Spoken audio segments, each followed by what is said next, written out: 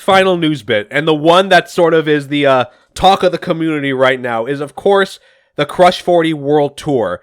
In an exclusive interview with Sonic Stadium, Johnny Goelli told them that the process of the tour will have special effects valued at $2 million, featuring immersive holographic projection of Sonic and friends playing out an original story that ties all of Crush 40's songs together.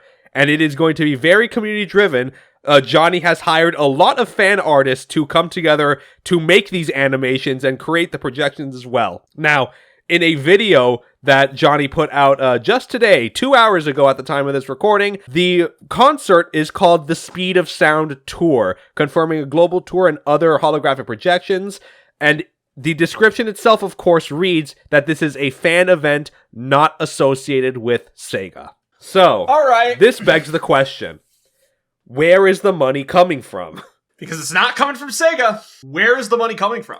On top of that, in the reveal and in that video, Johnny did sort of say that this concert is going to be the swan song of his career.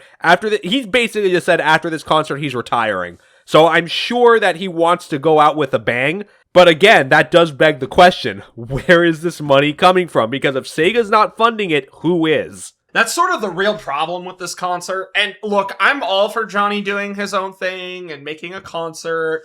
Like, I may even get tickets for it. But the problem is more around, like, we need specifics. Who is funding this? How is this being funded? How is this even happening to begin with? Isn't there still technically the legal battle stuff that's going on between Crush 40 and Sega, even though everything was quote-unquote not resolved correctly? How are they going to play that music? How are they going to profit off of it? There's too many legal questions to ask, which begs the question, where the fuck is this all coming from? And we need some specifics moving forward immensely. And on top of that, the first concert date was announced for Los Angeles at the Avalon Theater, Friday, December 11th, and 2027 will be sort of the full tour dates for Canada, the US, South America, England, Scotland, Poland, Norway, Brazil, Mexico, and more. So he does intend this to be a world tour, so I'll give him credit for that. But again, I'm still stuck on the fact, and I did see a lot of people on the timeline, unfairly in my opinion, think that this is some sort of scam. I don't think that this is a scam. I don't think Johnny's going that far, but the questions of where is this all coming from is still relevant.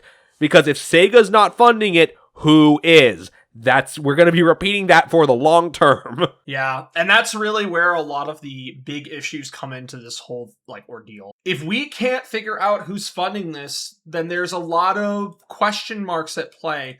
You know, I joked about it, but, like, I really hope this is not true. I really hope it's not a Saudi joint. I mean, there's only one funding source that's worse than the Saudis, and I don't think I'm allowed to say who it is. But yeah, I don't know, man. This is a story that kind of feels like it's developing, and as we get more information, we'll comment on it more, and we'll go from there. Yeah, that's all I can really do for now is that, look, as the way things stand now, right now, the concert is happening. It sounds very interesting. It's very ambitious on top of that, too, because the holographic projection technology that they're using, I'm assuming is supposed to be what Miku Expo used to use, but they stopped using it for cost production reasons, although it's just Crunchyroll being cheap, but I'm not going to get into that. Lamau. But still, the fact remains is that this technology is very expensive, so I'm just questioning what the deal is here. Nobody really knows, and I don't think anyone is really going to get a proper answer until we find out more information. So for now, I'd say that's pretty much where we would leave this story, because there's really nothing else to bring up.